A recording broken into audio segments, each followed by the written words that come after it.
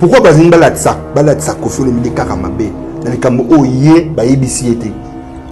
Ayebi magamni asala wazeko. Ayebi magamni asala nyokalo. Ayebi magamni asala JB. Ayebi magamni ni ayana ngo isu ya wera. Siko so ba pesa ki Kofi Olomide te mérite wana nomination wana notification wana banga pesa wana. Déjà que azabonne la tête mon pesa ba pechi wana. C'est pas bien. Oui, allez là qui. Allez là qui. Zoba. Mentalité za muke. Moi il vient ba muta aller la terre. Bateau ba ibi vient ba bana na vient. Abi qui vient aller la terre. Pour à déranger qui va conseiller. Non, à redéranger va conseiller parce que il le mérite. On a confit collègue non. Collègue n'a ambassadeur, papa ambassadeur. Monsieur Sankara de Kouta, auquel bon, on a compris que c'est le fou du roi, donc ce qu'il fait c'est un fou, donc c'est normal. Prenons ça pour la fou. Le traité d'un fou quand même, c'est pas bon. C'est un fou, c'est tout. Ce qu'il fait c'est de la comédie, tout ce que tu vois là. C'est bien ta porte-parole. C'est un fou, c'est tout. Ce qui au moins déjà moutou, à rôle bamaram ou à problème na yoté. Mais azo utilisé par les à côté, c'est là où tu vois qu'il y a un couac et qu'il y a un problème. Mais ce qu'on parle de Werason, de JB, de Ferré peut-être, de ainsi de suite. Mais là combien? Tant on a un bateau. Oh, Toyo Kaka. Voilà. Voilà. JB. On va s'arrêter là. Au moins, il conflit les gens peut-être que Franck c'était mal ailleurs qu'on a arrêté dans mon tutoyer. Mais oh, il y a la question, bah, tout le monde pour répondre, au bateau, pourquoi on veut qu'on a dit dans mon temps. Et on est sous conflit. On est comme mauvaise foi. Il y a moutou. Mais bah, ça a un problème ni naïe. Oh, bah, on va le bateau. C'est là où maintenant il faudra savoir. Alors moi aujourd'hui je dirais à mon patron de faire attention, même d'autres artistes. C'est-à-dire que c'est Karanaye, Nambembo. Mais au fond, bah, l'inarité. Donc d'après ce qu'on appelle la réconciliation entre les artistes. Mais réconciliation c'est la manière de se mener devant le bal sur nous. Les autres sont comme Bercy. C'est grâce à Kofi Olomide. Attends, on a eu Arena, Paris la Défense, eu Arena. C'est grâce à Kofi Olomide qui a eu Arena. Vous avez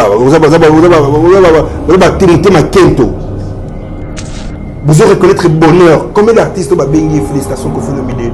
Mais le nom de la Côte d'Ivoire, tout le monde a dit, mais ouais, avec la TV Lobby, tout le monde a dit Roga Roga, il est passé à la télé, tout le monde est artiste belé. Mais à Congo. Non, parce que c'est Kofi Olomide. J'espère que tu as âge à M. Kofi Olomide avec ce succès que lui. T'as vu bien, j'espère. Pour ce sera un peu difficile. Dû les choses comme elles sont parties. Ça reste un peu difficile. Aujourd'hui, dans la musique, les gens ne sont plus très vrais. C'est dommage. Kofi Olomide est vrai. Non. Kofi Olomide est vrai, oui, déjà un. Na statut artiste et musicien déjà dans mon makambu. Ok, bah il y a même un tapis rouge, dans makambu tout, tout qui est dans l'aéroport, c'est que Kabouani vient après la quelle année protocole et aux oreilles la pays on a. Mais ce qu'on a qui est ambassadeur, ça va être comment? Ça va être une symbiose totale.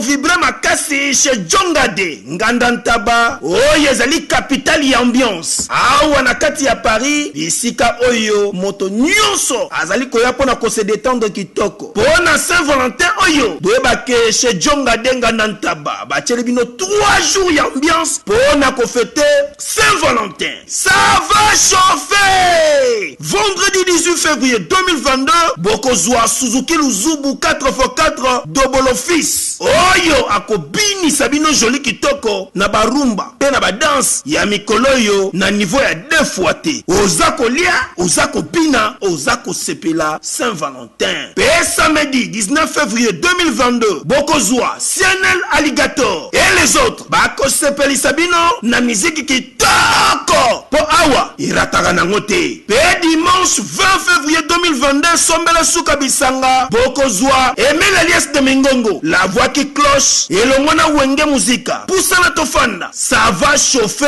et causa la somme na niveau ya 2 fois te pour se jonga denga ndantaba 3 jours ya Saint-Valentin et causa la somme.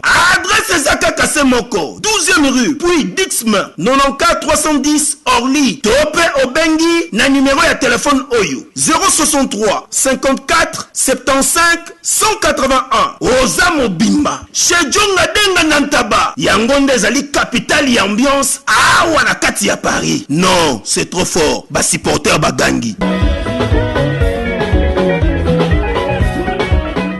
ONG Avenir pour tous APT en sigle. Nous vous présentons le service de nos boutiques online. Nous avons une boutique aide alimentaire et une autre boutique Easy Cash Turquie prix de gros. Dans notre boutique Easy Cash Turquie prix de gros, nous vous donnons la possibilité de faire vos commandes en ligne. Nous fonctionnons avec beaucoup de boutiques qui vendent des habits en Turquie au prix de gros. C'est pour vous faciliter de faire vos commandes au niveau de Turquie au prix de gros. Ça ne sert à rien de prendre le visa pour aller acheter des habits en Turquie. Vous pouvez donc commander à partir de notre boutique Easy Cash partout où vous y serez et ce sera le même prix et dans peu de temps vous recevrez votre commande. Pour faire vos commandes, allez-y sur notre site web. Tapez www.easycashinternational.com. Vous trouverez les catalogues de nos articles comme habits, chaussures, etc. Et tout ce dont vous avez besoin. Ensuite, vous pouvez nous contacter à partir de nos coordonnées. Pour la boutique aide alimentaire, vous pouvez acheter des aliments pour vos familles à Kinshasa. Et l'ONG Avenir pour tous effectuera la livraison à domicile, sans condition et en toute sécurité, partout dans la ville de Kinshasa. Pour passer la commande de provisions pour vos familles, tapez www.avenirpourtouscongo.com. Vous trouverez toutes sortes d'aliments qu'on vend à Kinshasa, comme poulet, riz, farine de maïs, huile, etc. Faites votre choix d'aliments, ensuite passez au paiement. Utilisez votre carte de début ou Mastercard ou encore PayPal. Au moment de paiement, mettez l'adresse du bénéficiaire du colis à Kinshasa ou en Angola. Vous allez recevoir une notification de votre commande par votre courriel électronique. L'Avenir pour tous effectuera la livraison au dit endroit. Vous pouvez aussi envoyer de l'argent pour vos familles, vos proches, ainsi que les orphelins, en Angola ou en RDC. Pour tous vos transferts d'argent ainsi que les donations, veuillez visiter notre site web. Tapez www.avenirpourtouscongo.org. Vous trouverez une note technique qui vous permettra de créer un compte pour faire vos transferts d'argent ainsi que les donations. Et bien voilà, Turquie nakati ya Kinshasa, solution ya Congolais et Mounani. Nakati ya Avenir pour tous. Ou la Easy Cash. N'abisibino, même prix de gros ya Turquie et ça les awa. Pas besoin de billets, non plus de visa. Bana Guine, Bana Dar es Salaam, Bana Poto, Bana Mokil Mobimba, Site FM Moko, Afrique Info avec Frank Stemai, Yandankala, Twende. X-Bass Marandura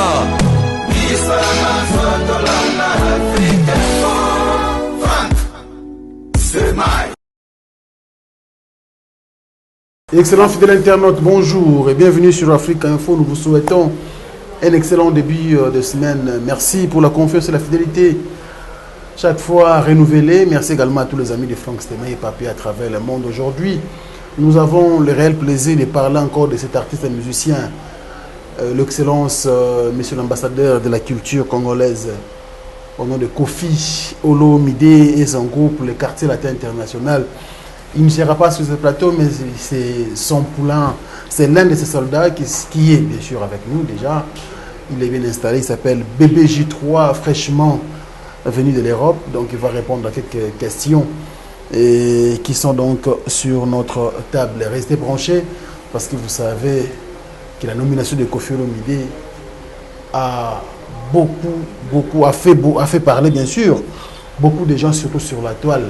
Alors BBJ3 a aussi quelque chose à dire par rapport à ça. Il est avec monsieur ce plateau. Bonjour Franck. BBJ3, bonjour. Bonjour, bonjour. Ça va? Ouais, ça va. Franck Stemai. Ils sont bon retour au pays ou bienvenue à Kinshasa. Bon retour au pays. On a un mois de déplacement sous demande en fait. C'est un qui a profité de la fête Noël. Et ça s'est bien passé. On attend, on va passer quelques démarches administratives à faire. Et puis, on a regagné. Depuis que à Noël, on a fait depuis que Noël, on a mi-janvier, mais ça dépend que on a reporté mon bouquet, utilisé sous ma vacances dans mon bouquet. Bien. Très bien. Donc, il y a des vacances, vacances. Non, bon, on a 5 ans qui bon. On a retrouvé en vacances, mon famille, la poteau. On a Kinshasa, j'ai pas vraiment. Vous avez mis ça quartier la terre. Oui, mais na 5 ans qui nous pas patron, on a roqué poteau pour na sa maramo, on a profité de la fête Noël là-bas. Ça fait quand même quelques années na fête na baronté. Ça va faire 3 ans pour chaque année, tous allons voyage tout le temps. Tous allons en Rwanda, Guinée, ainsi de suite. Donc, du coup, je n'ai quand même que cette année-là, 2021-2022, na zatana baron quoi. Puis ça va ta Suisse mbote va te banda. Ouais, na pesi bato toi Suisse, surtout il a fait Jean-Claude Mabanzo, donc Africa Business Center. Donc on a pena Vienanga et puis na Bossanité maître Zefimo et mère Antoine Touf. Donc j'aime mon mari. Donc calamité pour comprendre baron quoi. Pour comprendre le couple là quoi. Il a pas merci ko. Il y a Gobelisha. Ah oui, merci Copé à Gobelisha na pesi mbote. Et puis na pesi mettre Zefimo ya Pembote. Voilà. Il y a mère Antoine. Et tout Bossani souté vient biso Bill Gates. Lolendo. Lolendo Général Lolendo. Voilà. Voilà, il te voit la vidéo, oui, si, bien sûr. Voilà, merci beaucoup. Alors, clin spécial là-bas en Suisse, surtout à Lausanne pour votre accueil très très chaleureux et ça va vraiment bien, je crois, et Dieu aidant, tout le monde dans les sous d'ici là. Alors, bébé J3, au coup du mouvement, on est dans le mouvement très bien. Dernier concert, ils allaient qui Saint-Valentin, Nansele. Nous a été très bien passé. Prochain concert, il y a le 8 mars. Cindy Le Cœur, honorable, la meilleure chanteuse d'Afrique, chante pour la femme.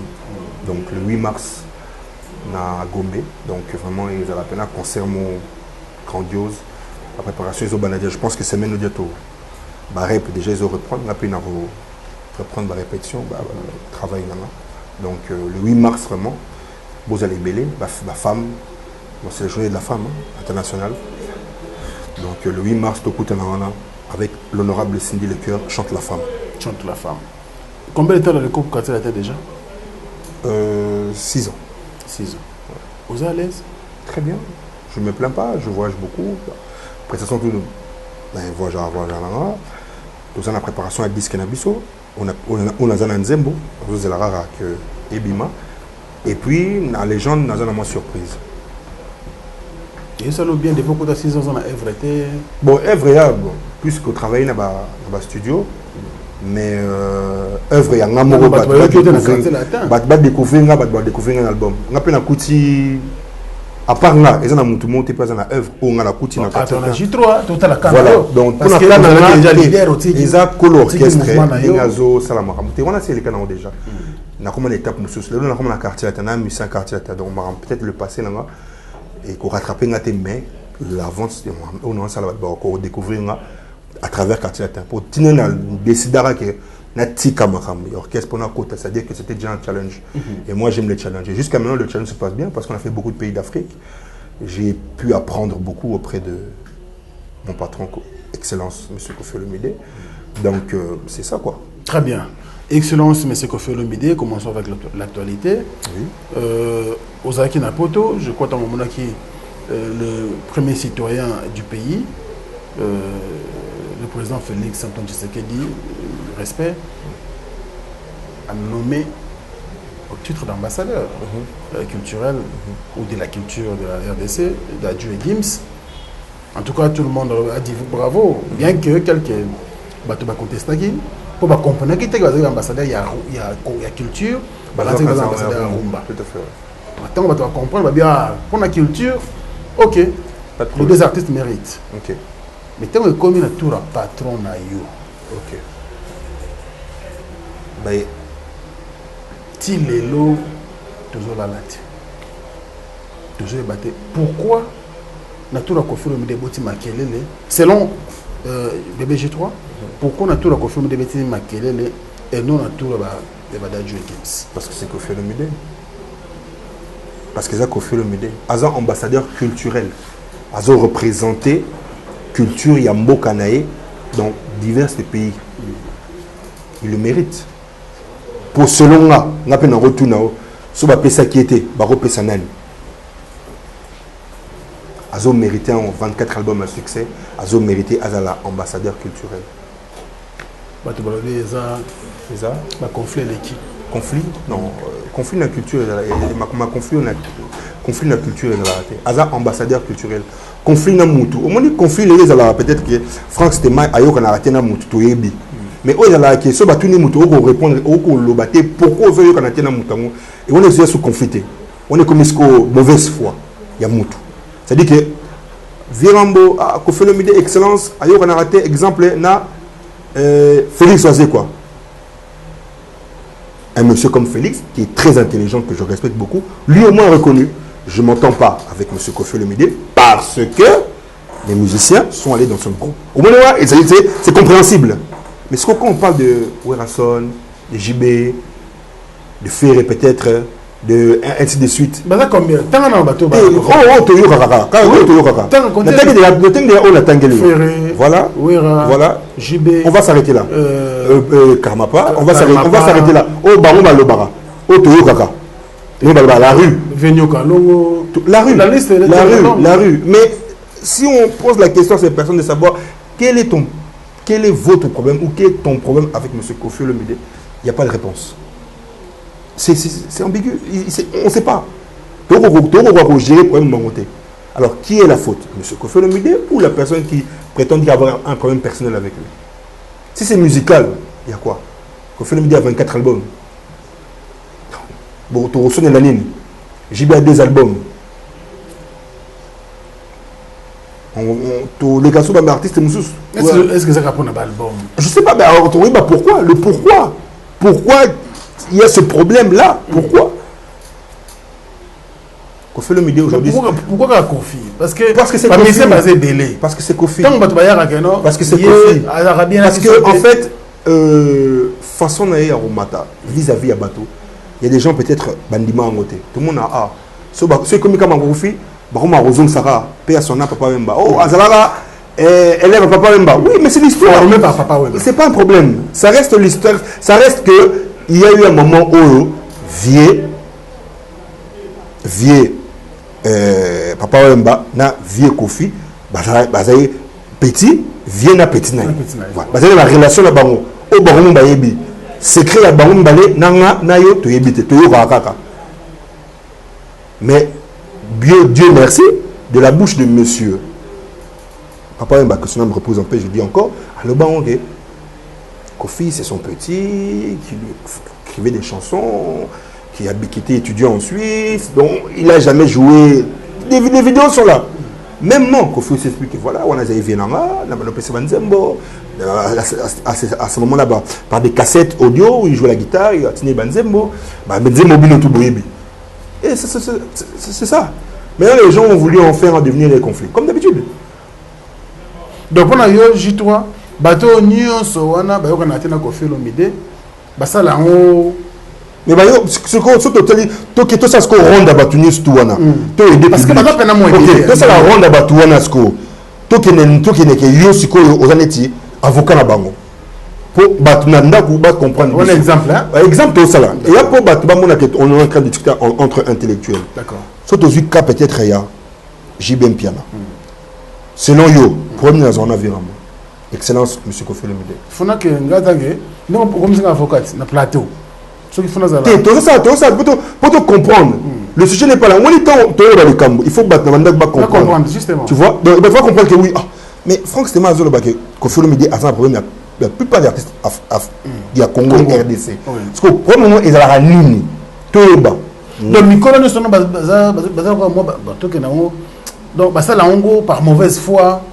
Créer mais ce sont nos ça montre problème on a un côté on est comme une mauvaise foi tu revenir quand même au lobby moi j'ai un problème avec toi maintenant que le bango te premier on a zanayo dans le bagage na problème nayo parce que pour moi ya nini na bébé J3 dans un problème na Franck Stemai mais nazo ko voyer ça Franck Stemai était premier on a zanango peut-être Ibanga Mongo, peut-être Zonga Moisi, peut-être Fink Sanga pas Moto, peut-être je sais pas, peut-être Betali Bakumo, il y a la personne qui est BG3 a comme se retirer vis-à-vis Nanga.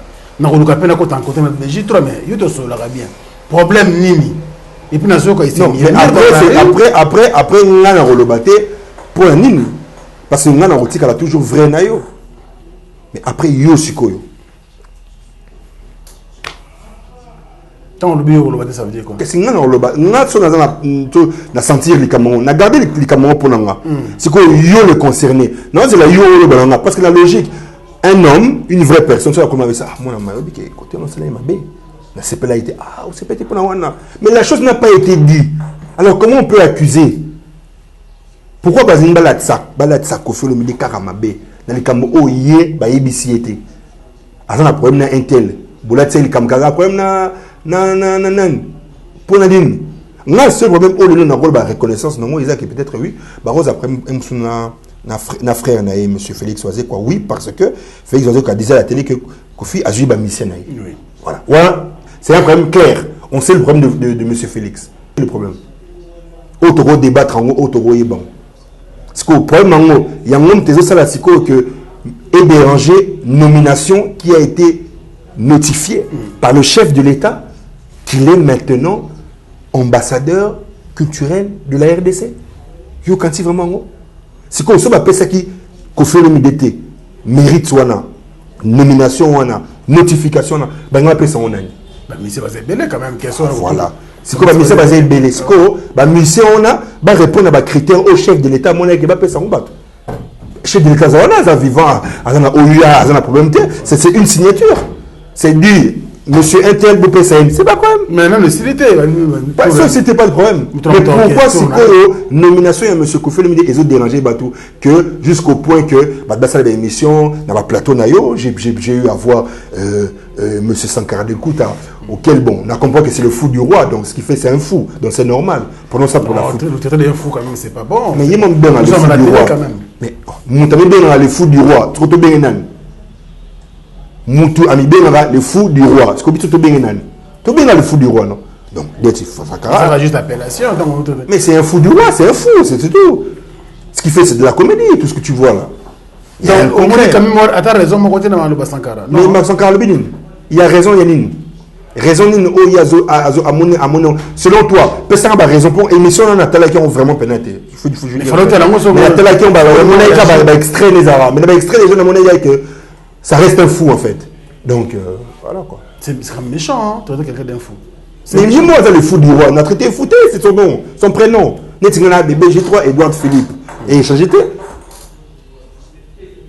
Benga ta porte-parole, c'est un porte-parole. Et bon, ami Benga, tant grévé foutu la zolamboa. C'est un zofu na muto zolamboa. Il insulte non, mais ami peut ça comme moi là, grévé foutu la zolamboa. Nan la benga ceux qui nan comme nan kingo bende.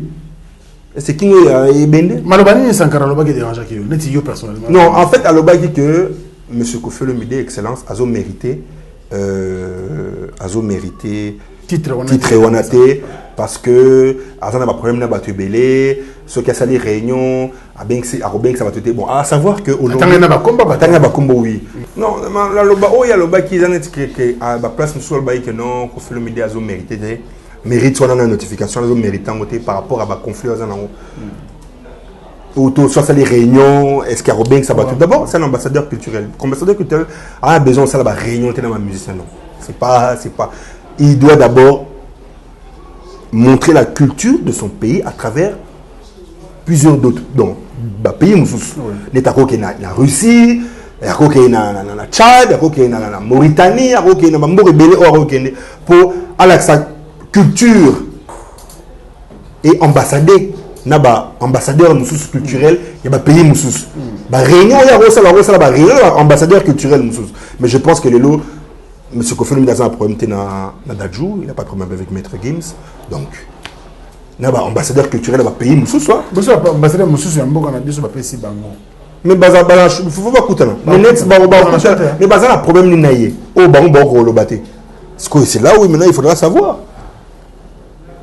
Même bon comme basso comme les méla au bout. T'es battu les mélété. On veut même net Koffi Olomide. On net Koffi Olomide na monde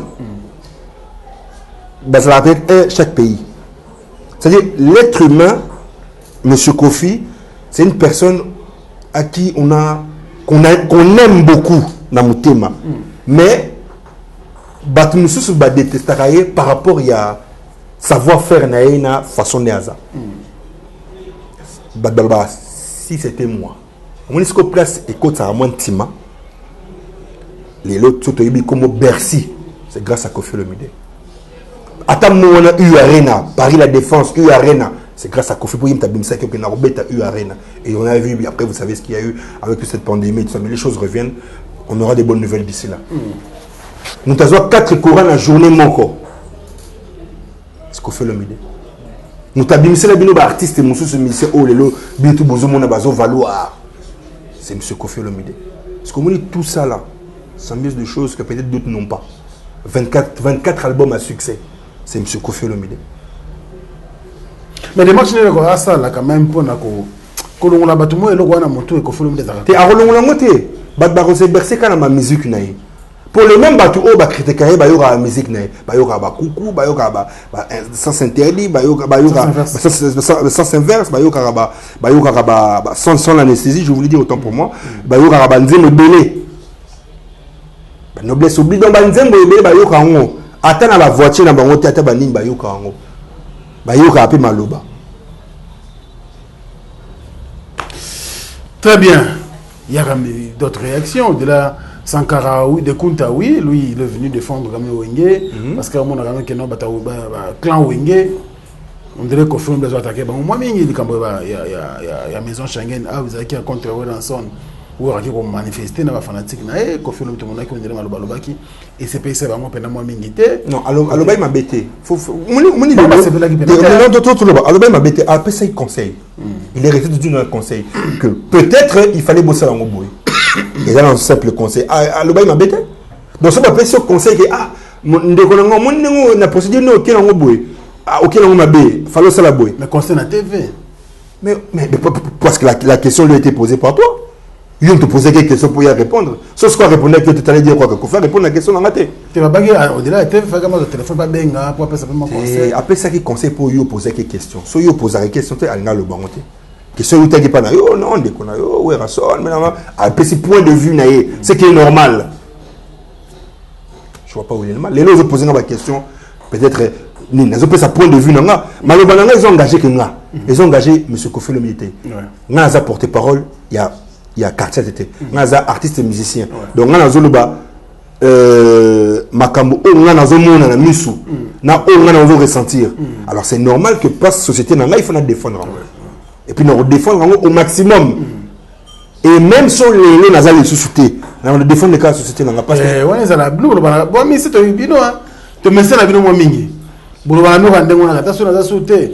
Ngana aussi que la loi en fait loi na gérer la loyauté la fidélité na quartier latin même ceux qui na qui na changer malobaté. Mais après tout le monde na selon yo na avant des discours na bon des changeant basé belé pour ne pas citer l'air non basé belé comme tout le monde que pendant qu'il est dans le groupe a tenu à propos boy. Tant on parle au long tout le monde qui les locaux font donc effectivement il y a des discours il y a te belé la télévision. Ça c'est des hypocrites. C'est déjà aux placements approche du discours tu es hypocrite.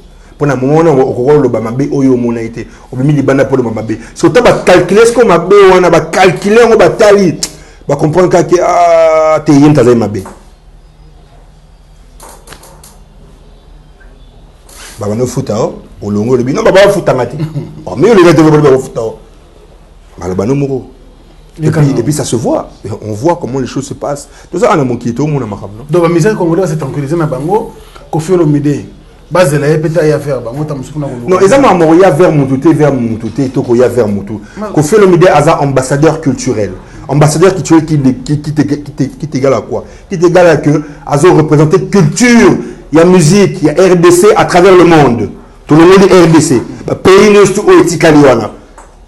Tant qu'il y a un pays morobonet, c'est calamité tout qui est Botswana.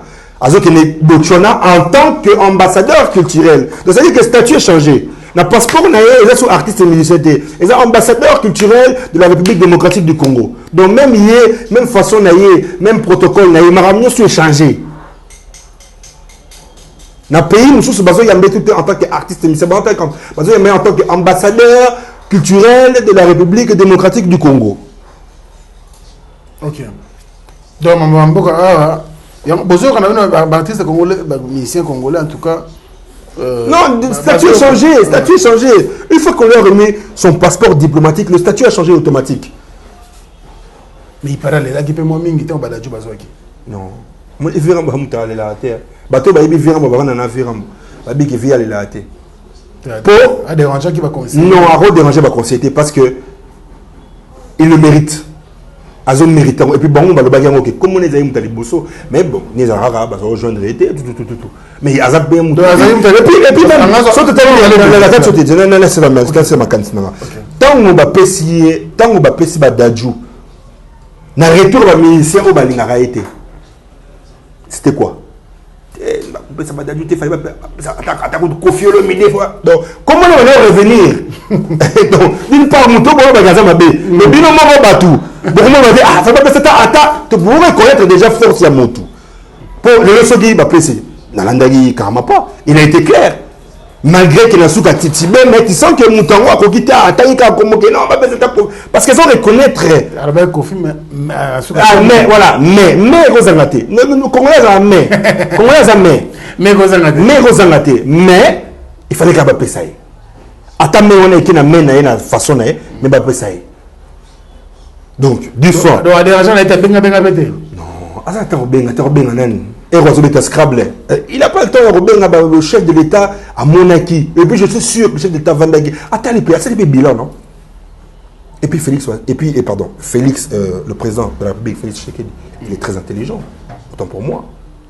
Il n'est pas cupide, il n'est pas bête. C'est un président respectable. Il sait. Il connaît la valeur de M. Kofi Olomide. Ayebi valeur. Ayebi. Est-ce que vous connaissez maintenant? Fachi Beton Azaboui, Azata na Denze Mote, oh, Aïm Belavé, Maman Dédine Alitoy, Banzema Kofi. Voilà. Mais Kofi, quand même, c'est là. Au moins, il est là, Naï BBJ3. C'est pas pour flatter mon patron. Pour qu'on a flatteur. On a un pays d'Afrique, nous sommes M. Kofi. Na statut artiste et musicien, déjà, dans mon Makambu. Oh, il y a même un tapis rouge. Non, Maramoutou, tu es dans l'aéroport, c'est que Kabouani, il a pris la protocole, il a la pays. Mais ce qu'on a qui est ambassadeur, ça va être comment? Ça va être une symbiose totale. Mais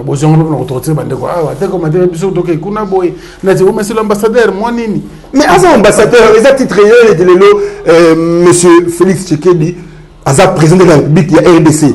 Mais Kalazavara, citoyen, il y a citoyen congolais, mais membre effectif, il y a UDPS. Mais il est président de la République. Donc, on va dire que oh non, Moni, pour hasard, non. Il est ambassadeur culturel de la République démocratique du Congo. Un respect total de cela artiste, plus encore l'extérieur qui vient en plus, ambassadeur culturel. Sous son passeport normal et son nouveau passeport qui lui a été remis diplomate, côté en profession, matière artiste et musicien. Artiste et musicien. Mais il y a profession changée. Profession ambassadeur culturel de la République démocratique du Congo. Moi, est-ce qu'on peut maman changer? Voilà. Donc, Natike va souffrir, ou va souffrir, et bien il va y avoir le bandé au peut déranger Baninga. Bozuna Congo. Au Congolais, artiste non, mais ça va souffrir. On a quand même souffert pendant 16 ans. On doit se le dire. Lui-même, notre patron l'a dit. J'ai souffert pendant 16 ans. Alors, toi, maintenant, de souffrir pendant des années. Moi, ta maman, c'est là, il a tout le monde a été émission, émissionnette, Moni, Kofi, et tu as vu Victoire, tout le monde a c'était la TV, c'est l'analyse, Vandi Ono, vraiment Kofi Olomide, Totali. On n'a pas vu ça. Mais ceux qui ont qui M. Kofi Olomide, Franck, on a plus de 400 000 émissions, Omoni, Viwana, Seke Maramba Solo, Dadju, na Gims, Bazui, passeport diplomate, Bazui, passeport diplomatique, autant pour moi, pardon, Bazui, passeport diplomatique, automatiquement, émission Salami. Pourquoi? Comprendre tes passeports au Bapési.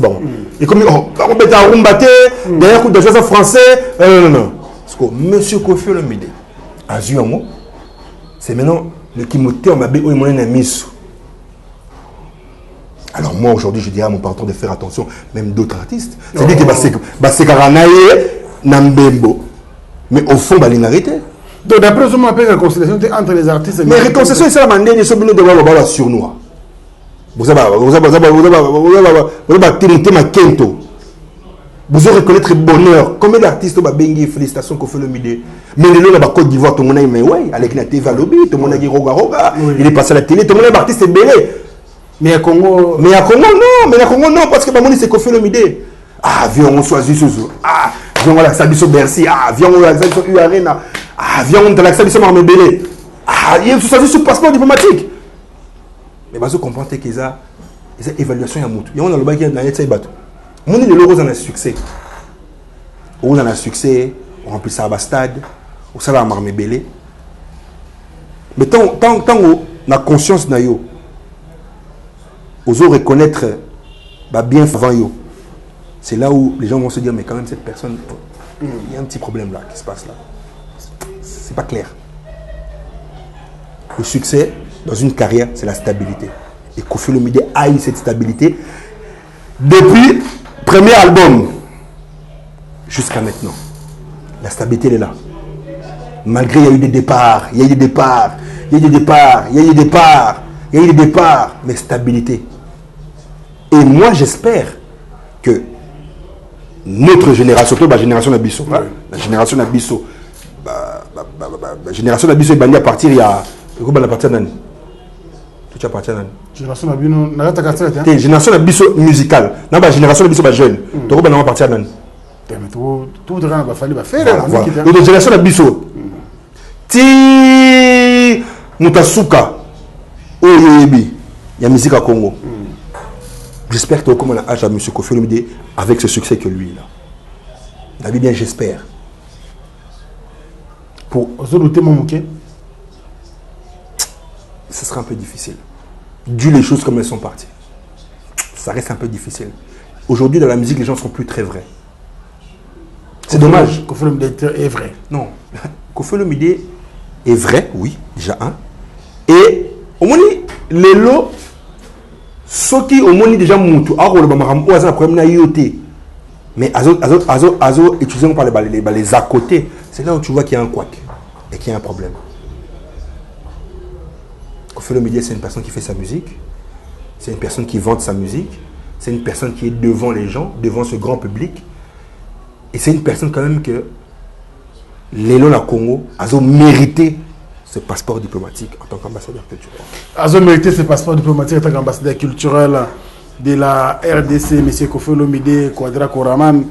Je pense que nous sommes avec le bébé J3 ici sur ce plateau. Vous comprenez qu'il y a un problème. Il y a l'électricité comme d'habitude. Nous avons habité Bakonzi. Au-delà de tout, pour les canaux sur le Cambo, il y a l'énergie électrique, ça ne va pas. Snell, non. Ils ont raté. Ça veut dire qu'ils ont raté. Donc, courir, ils ont raté. Alors, nous faisons quand même avec. On n'a pas de choix. Et vous comprenez bien dans le sens où. Alors, bébé J3, on va changer un peu de chapitre. Parce qu'aujourd'hui, il y a un petit poteau Oye. Côté Baninga, vous travaillez déjà. Mais cette histoire de l'album du groupe, tout le monde a qui. Il y a de cela, je crois, 2 ans. Pour les cas, Nabadji. La tambola, tout ça. En tout cas, c'était comme une fête. Les lots, attitude de Abatou, le J3, on appelle ça au Jeep naïe. Bosso la bien à téléphone, beaucoup d'anaga bien. Très bien. Discours les alagani.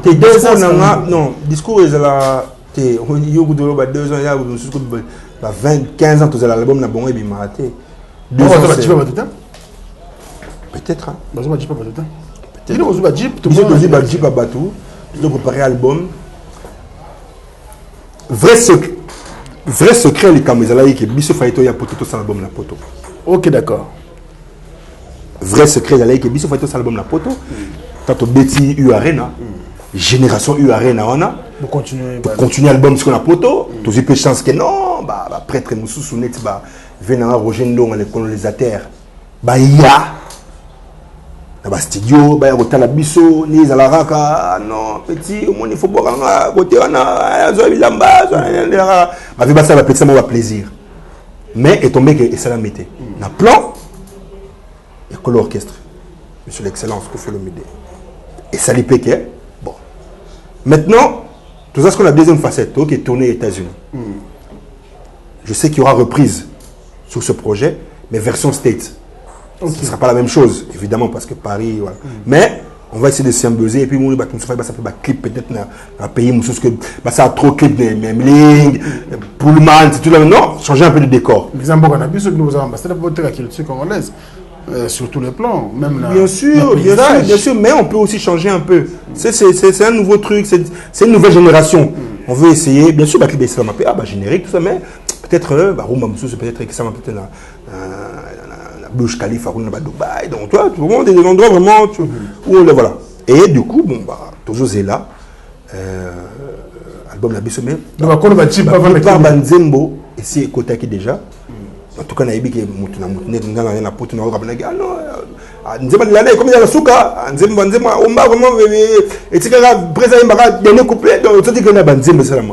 et puis aussi, album, il y a Honorable Cindy Le Cœur. C'est ça la madame. Et ça, s'amusement au virement, ça, les lourds mots est marqué. Mais ce qui est sur l'album, la mission est toujours en cours. Patience. C'est un bien, c'est un mal, peut-être pour Nabango, mais pour un bien pour Nabiso. D'accord. Un mal pour Nabango et pour un bien pour Nabango. Artiste, il y a un groupe Quartier Latin international. Alors aujourd'hui, le BG3, Mingi Bazo Imaïma. BG3 quand même, on félicité. Ça va, en tout cas ça va dans les médias. Mais l'artiste est Messia Quartier Latin. La ligne était à aujourd'hui comme Nabango, certes. On a besoin de narration, on a besoin de Kimia, mais en tout cas, génération, il y a Bino, on a cassé la temps, Monsieur Bakoye Banate. Au moins, après, je pense que ça a déjà émission on a fait dans la Kitso. On a vu ça, que les TV, raisonnement, na fonctionnement, il y a moto. Au moins, il y a comme Android, il y a comme iPhone, il y a comme réseaux sociaux, il y a comme mobile. Donc, quand le TV est là, on a mis un tongo, au soukoli, qui est parfait, la tiblement propre, on a la plateforme Frank Stemai, on a l'orchestre, au lobby, au yembi, tu te fais connaître, tu vas découvrir. On a ce qu'on a compris. Sur le mot bien, les gars à TV, tu sais, j'ai fait 2 mois à Paris, mais absence nanga, 2 mois en fait en Europe, absence nanga. Na ressenti en gros chez Bateau Balina de BG3. C'est-à-dire que va constater tout le monde, qu'est-ce qu'il y a comme problème à terre. Et puis, na sepeli pe na bien un patron en moi parce que tant ba tout naé où je suis a expliqué bon que mon lié à la famille, à la bana quand même mon nga, c'est vraiment si c'est possible. Mais d'ici là Boromo naé, il sera là. Donc c'est que souci paye à patron. Mais je suis parmi les musiciens les lotons baloba que quartier la terre, les TV, ou à défendre l'orchestre valablement. Donc en tout cas, dans les 3 premiers, Boutianga. Si Boutianga 3e, pas de problème. Mais dans les 3 premiers, en tout cas, Boutianga. Pour ne pas dire Boutianga premier. Alors, on a défendu l'orchestre valablement. Et puis, on a un respect à l'orchestre. Et puis, on a un tant on les cas. On a mis TKP pour lobby, on dit mon ami Obima. Mais j'ai entendu mon ami TV le bien, c'est comment bien. Toyo Kayepe. Donc, les musiciens, c'est peut-être, ils ont tout. Ils ont eu des voitures, ils sont propres, ils sont beaux, mais peut-être courage. Non, poteau c'est rien. Pour renouveler la garde-robe, non, papa. Non, mais pour renouveler la garde-robe, les musiciens, déjà, dans le quartier latin, Bamuna Bango. Tout est tactique, on est à la raka, on va vivre Bazali, on va servir Bazali. Le retour on va servir Bazali, on va soutenir l'artiste. C'est ça. Très bien, bébé, je dois refaire un exercice. Nayo, Nabi, tu as un extra tempo. C'est permis? Pour te manger moi une fois. Il mange déjà une fois, oui. Ouais. Mais avant tout, comme on a tout ça, il y a latino et intervention au sein d'un concert d'habitude, que nous sommes baillés, plaisir au sein d'un on peut prendre ça pendant 1 minute. après toujours excellent Zembo parce que nous sommes en train Nzembo motema pasi chéri nalembi kozela yo Jacques Beluti tonton patient bolingo na yo elekinga Olivier Kalupe kukaluva kadingi dongo lokola mpungwe Kalupe kukaluva nalela nani Sylvie pungwe Samina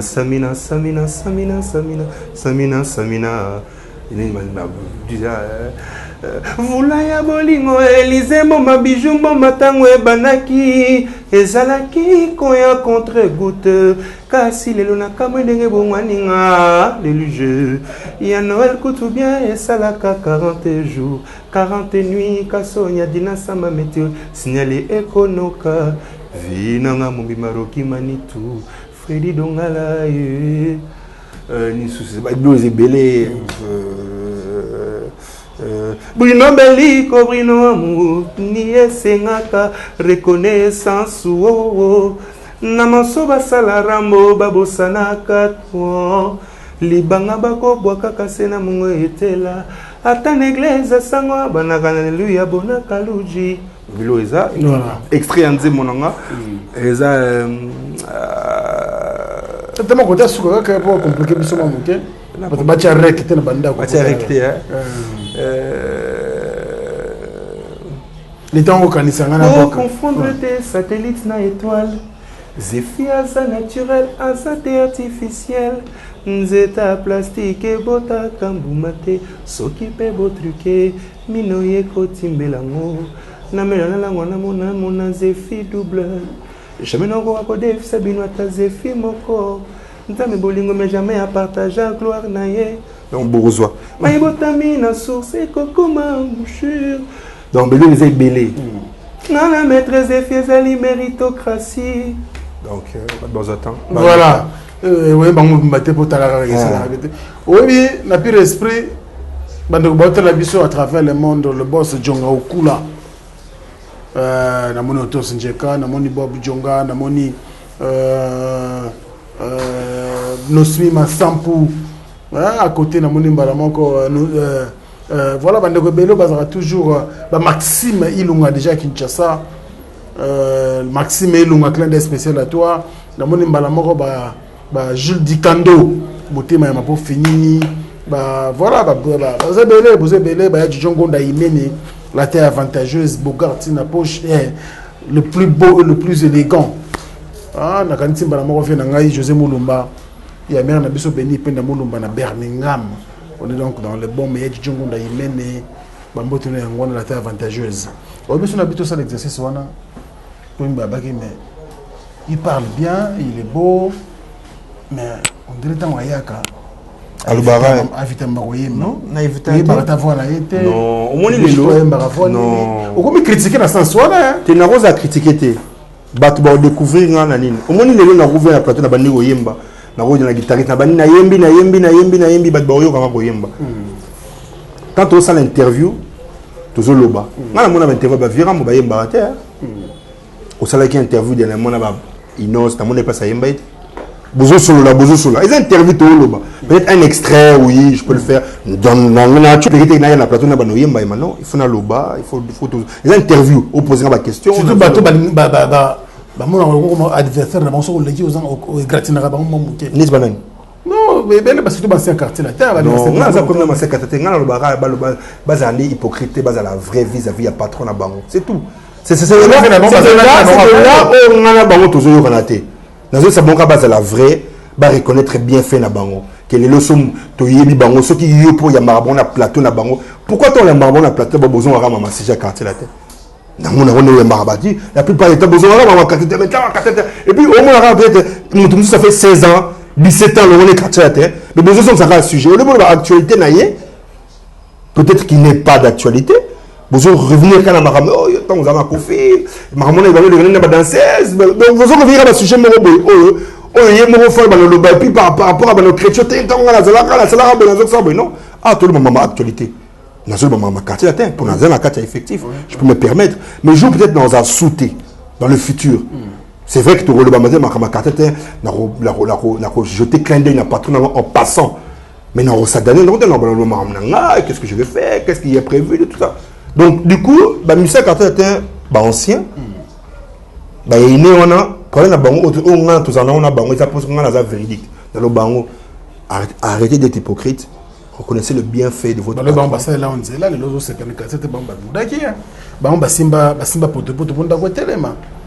Maçon, un architecte qui fait le midi, ma maçon va aide maçon. Simba kanga ti mat. Ce que yo aide maçon, na maçon. Bozo superviseur architecte. Est-ce qu'il est le boro qui ko le baki ah mon ndagwana go tu il a fissure mo boy non.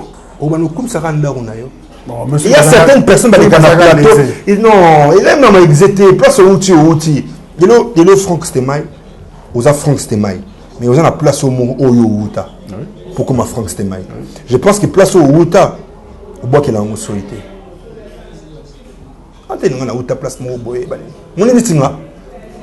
Avant ça, nous avons un poteau, orchestre na biso, il y a un poteau, Rangers, il y a un poteau, orchestre na biso, il y a un poteau, les experts, mais chaque fois, son a quel poteau. Vous avez un Chris Bahati. Voilà chef d'orchestre na biso. Chaque fois, ami de l'école non. Bah oui, ami de l'école. Donc chaque fois son a quel poteau. Na kena ba rep na bango. Na kena omu na bango to vandara. Wana ba vient na ba triple X, ba la Skol le Prince, ba Christian Kokodiko ko bango tout. Mais tu vas échanger tes canards petit na bango et mon petit que ça n'empêche pas mais il y a la dernière na biso ce sont mes vieux. Voilà. Les gens na la quartier latin, on a portant à monde maké kilombe binga.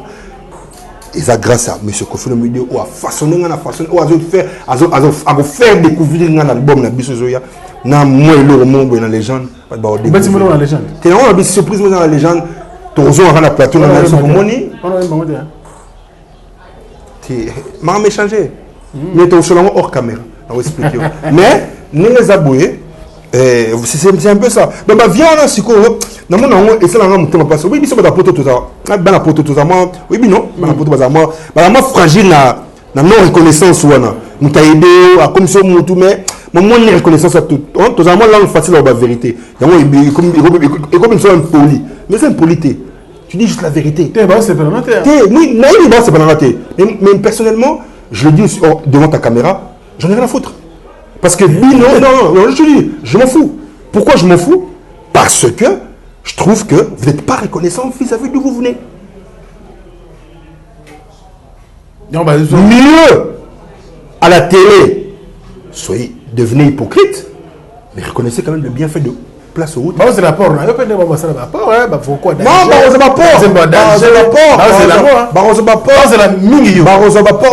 mais oui, moi je suis l'artiste le plus attendu de la carte. Et puis c'est pour ça que ça a défini un challenge que nous continuons à bosser et qu'on montre partenariat qu'il mérite. Tu as déjà partenariat bien dans il y a un studio. On a dit qu'il y a un billet côté. C'est-à-dire qu'il y a un studio côté côté. On a dit c'est bon. C'est bon déjà, c'est-à-dire que à comprendre na souci na naïf ça qui plaise voilà. Donc base langa, ba aussi langa, ba découvrir album les gens des Obima, album la biso Obima, ba autant on découvrir. Et puis en plus, elle va tomber dans mon toit et puis promotion. Ben oui. Donc on comprend ce que non, MC peut-être non, on a été que vient en bas le bureau non, mon il y aura qu'on la télé. Non, mon rôle dans un clip on est à TV, dans un monde là, on dit mon ti ça va payer ça va comme promotion non, c'est qui est normal. C'est ça. Merci, il s'appelle BBJ3. Monsieur le président Super au soleil. Il y a moi je salue Mato Taclin spécial et puis Alain Dinamo l'homme surprise agréable la Bogati na poche. Nous pensons également à toi. Merci aussi au grand monsieur. Attends, s'il te plaît. Grand merci également au grand monsieur qu'on appelle Diezola, l'ami des stars. Il est ça dit que Motomoko ferait bien à Maman Dali Zola, sans oublier donc Bandeko tout Bandinga à travers le monde Boza. Et belé. On a bossé dans le combat Boza toujours parce que Boza inséparable. Nabiso Luc Koulapa, le patron de KLP Distribution, bientôt à Kinshasa, pour un projet à Minene. Et comme ça, la biso vrai bien dans le Masanga. En petite ou grande quantité, contacter KLP Distribution à France Mobima. Ici, quand on a connu ce aller à livrer, La bande passante, elle est là. Donc, bon, on a un contact là-bas pour que et qu'il y ait bien à mon amboka solo va fongole makambo pour que j'ai qu'il y ait bien. Et bien, je trouve un ouais mbelo mo so sika. Tu as un boka mutumo comme ne na oyi mbape lo mo sika là. Pourquoi y mande ba zelo minga. Tu ba raison pour publier ka na zo mba J3. Il faut demander ba yelinga. Tu fallait ba yeloka. Pour ba dabi ba zelanga. Petuana. C'est album à quartier la terre. Te. Vous savez le côté na sale le côté parce que nazana nzembo te lelo nazana nzembo baze l'album ebima ba oye banga na œuvre mais ba viena mutu ba yebinga ba viena ngapa ba viena ba modoka barambwa na imane na TV5 ba viena ngaba Suzuki 16 na imane na TV5 et puis ba tikina nga micro ya ngamoko ndene ba zolo ba yebi fona te ba yoka fona te wona ba viena ba oye ba te poto to yemba biso tu nga vona la deuxième fois parce que vona ngoyi ba ndeni na lead ne redécouvrir la lead qui qui na nuance boya qui na met des voix et puis yeba que lelo quartier tel lelo tout ça ba choriste hein? Oui bien oui. Voilà donc ba redécouvrir biso ko na qui chanteur pour tous à la mine na ba cœur vous yemba na ba cœur vous yemba puis non c'était na que ba yemba ba cœur to répondre on vient mais ba redécouvrir biso kana ba album banze mon biso to yemba. Dans un peu de temps, on découvre Bissot. Merci beaucoup, bébé. Mais la personne qui est Sandra Casa de Lissassi, la personne qui est le colonisateur Roger Ndonga, la personne qui est la suprématie, la personne qui est place aux arts. Et puis la personne il a dit, il a fait Jean-Claude Mabanzo Mbongo contre Mbongo. Boni Sangwa Kimbo Star, aucune tête marraine à moi, la marraine à mariage. Donc, Bino tout n'a pas Bino Mbote Ban en Suisse, Patrick Léon de l'Essélève, Papi Jean Pafon de Genève, Rolly Massamba, Héritier Matin Bleu, la personne Bino tout bat à Suisse. Boyebika. Donc Franck Stemayo aya qui suisse mais écoutez na monaka barifino na Saddam ba mboka mo Yverdon ouais Yverdon ba za la kuna ba c'est-à-dire bato bazo bunda Yverdon na pena il côte à nager Saddam na grand porte rifé na rifin donc en tout cas vous êtes entre des bonnes mains la Ravego Belisha très voilà quoi. Mais en tout cas, merci beaucoup. Merci pour le mouvement. Ils ont que le 8 mars, Cindy Le Cœur chante la femme. Va découvrir Bissot, va découvrir Honorable Cindy dans une autre facette encore. Toujours dans l'espace quartier latin. Et puis après ça, Boyebi, tout ça, concert pays d'Afrique, comme d'hab. Et puis après, tout ça, la grande tournée de Bissot aux États-Unis avec la Macassi à JR Kuba. Donc JR Kuba. Donc JR Kuba. Donc les États-Unis, orchestre Mobimba. Donc pour une grande tournée dans plusieurs États. Et puis voilà quoi. Merci beaucoup. Merci. Alors un dernier message, on va définir. Dernier message Zara que j'espère que l'émission Nabiso est frustrée. On a dit que la vérité. En tout cas, merci Nabato Bolani Biso et puis plaisir Nabino. Boy Bara et Loro Moro. Boy la fier. Netinga, Neti Franck Stema et tout ça fier. Et Kofi le Médiaza ambassadeur culturel de la République démocratique du Congo. Donc tout Baza 3. Jusque là. Oui, Baza 3. Tout ça fier Nabango. Après, je crois. Il n'y a pas de problème. Tous les programmes à présidence. On est président de la République. Il y a une décidé. Notification, il y a tout un amour au lobaté. Donc, et le rat, tout est fier. Et ça que. Parce que au moins, Gimse Dadjou, c'est un peu artiste européen. Mais Kofi le Midi, c'est moi la Congo. Vraiment, tout ça, c'est la peau. Et puis, la Bossanité, Didier Sikou, c'est y aller. Didier Sikou, papa n'a Terence Sikou, non Anthony Sikou, donc voilà. Donc Hello les Ara qui est auto-CP les Ara qui est au fait le midi ambassadeur culturel, monsieur l'ambassadeur, excellence, avec tous mes respects, je vous salue. Merci. Allez, nous sommes à la fin donc avec bébé J3, l'un des chanteurs du groupe Quartier Latin International et qui est venu nous visiter aujourd'hui. En tout cas, c'était un réel plaisir. Merci les J3 pour la disponibilité. Alors merci également à vous très chers fidèles internautes et pourquoi pas l'équipe technique Chaton Kolo était là et puis Merveille Mampouya pour vous servir. Mampouya. Merveille Mampouya. Oh, c'est Kazan Doïna, non? Mampouya. Il y a Mampouya aussi. Doïna, Merveille Mampouya. Si, Merveille Mampouya. Il faut qu'il paye moi trop. Ça va bien. Donc voilà, merci beaucoup également aux fidèles, à tous les amis et nos fidèles internautes. Merci pour la confiance et la fidélité. Nous sommes à la fin et rendez-vous très très prochainement avec un plaisir. Au revoir. Saint-Valentin, Saint-Valentin eyeko vibre makasi chez Jongade Ngandantaba oyo ezali capitale ya ambiance awa na kati ya Paris bisika oyo moto nyonso azali koya pona ko se détendre kitoko pona Saint-Valentin oyo boyebake chez Jongade Ngandantaba batieli bino 3 jours ya ambiance pona ko fêter Saint-Valentin. Ça va chauffer. Vendredi 18 février 2022 bokozwa Suzuki Luzubu 4x4 double office oyo akobini sabino joli kitoko na barumba pe na badanse ya mikolo yo na niveau ya 2 fois te oza kolia oza kopina oza kosepela Saint-Valentin. Pe samedi 19 février 2022 bokozwa Cianel Alligator et les autres bakosepeli sabino na musique kitoko po awa irataka nango te. Pe dimanche 20 février 2022 sombela suka bisanga bokozwa Emile Alias de Mingongo la voix qui cloche et le mwana wenge muzika poussa na tofanda. Ça va chauffer et kozala somo na niveau ya 2 fois te po chez Jongade Ngandantaba 3 jours ya Saint-Valentin et kozala somo.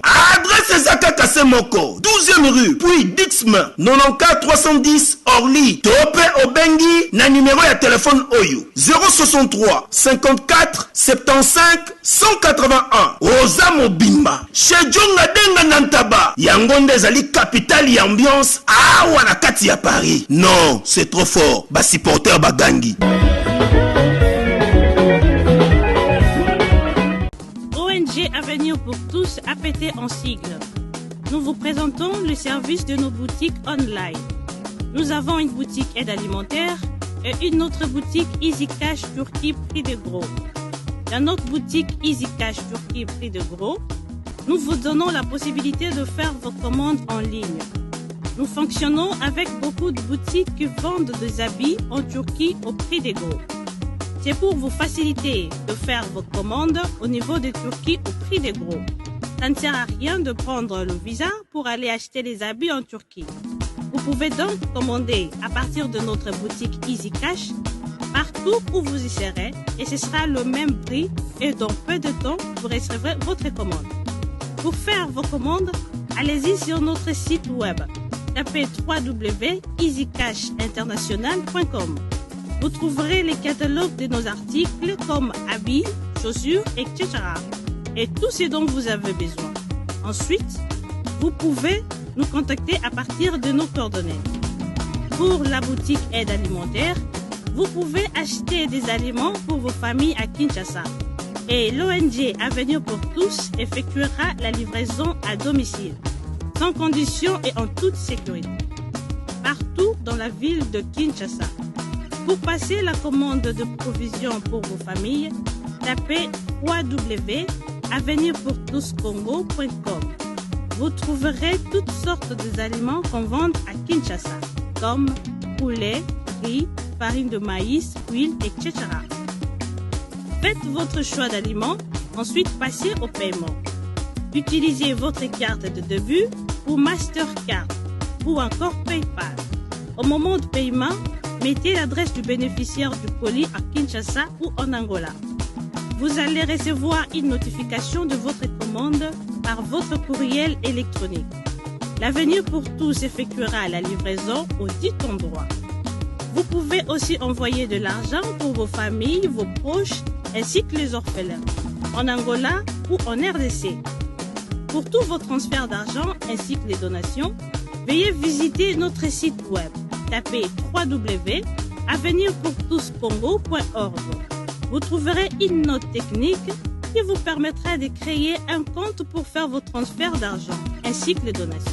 Et bien voilà, Turquie nakati ya Kinshasa, solution ya Congolais et Mounani. Nakati ya Avenir pour tous. Ou la Easy Cash. Naibisibino, même prix des gros ya Turquie et ça les awa. Pas besoin de billets, non plus de visa. Bana Guine, Bana Dar es Salaam, Bana Poto, Bana Mokil Mobimba, Site FM Moko, Afrique Info avec Frank Stemai, Yandankala, Twende. X-Bass Marandura